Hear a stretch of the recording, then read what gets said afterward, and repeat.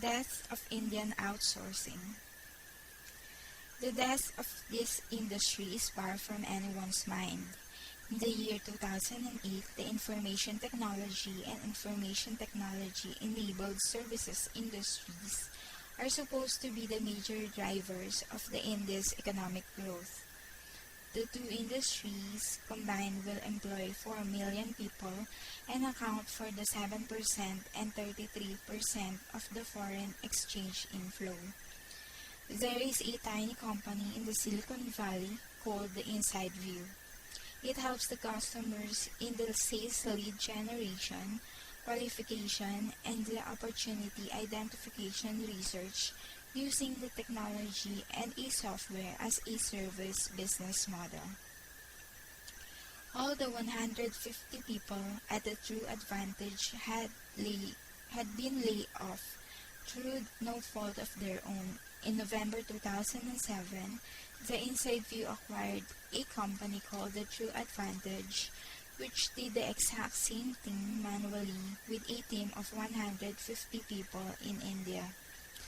The True Advantage had 2,500 customers, all of which are being transitioned to the Inside View software-driven solution. All the 150 people at the True Advantage have been off through the no fault their own. The jobs are low value add and it is easily automatable that should and will disappear over the next decade. The people talk about the India moving up the value chain. Some of that has indeed happened. An industry that at the start gained momentum with the Y2K porting projects that has blossomed beautifully into one of the offers as much more comprehensive spectrum of the services. The India, for all its glory, is still the world's back office. The ITES industry is a services industry. The Indians do not do the thinking in the simple terms. The customers do, then India executes.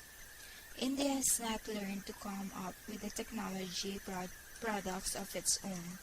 In barring a few exceptions, the huge amount of the venture capital chasing India finds in it difficult to be deployed. There is a way too much money and far too few deals.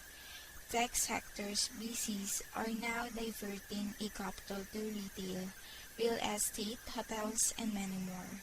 It is competitive advantage that the $30 billion services industry. The companies like the Infosys and Wipro assuming that they want to preserve their business momentum that will need to diversify their portfolio away pure body shopping and process competencies to the technology-driven advantages. The obvious place for them to go is the software as a service. Their current market caps and cash reserves are high, so an easy way for the transition that would be a via acquisitions. They would cut the manual and replace with SaaS to the extent possible. The golden goose is still laying large, one eggs enough to feed the 4 million in the families. This is an instance to give people an accurate picture. None of this is happening quite. The workforce is getting comfortable in the cubicle chairs, just as turkey gets comfortable for the Thanksgiving. This is an of synergy.